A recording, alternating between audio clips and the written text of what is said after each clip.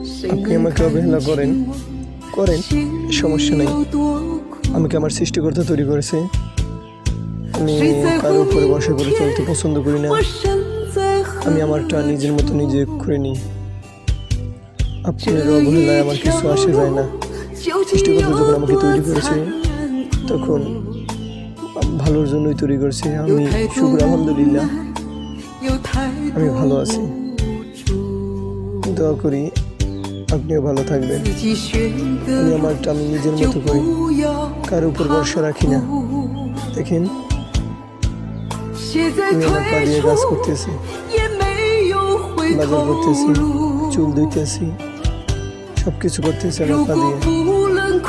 আমার দুটো হাত নাই, তাতে কি হয়েছে? আমার মনোবল আছে, আমি সবকিছু করতে পারবো। ইচ্ছা শক্তি থাকলে সবকিছু করা সম্ভব।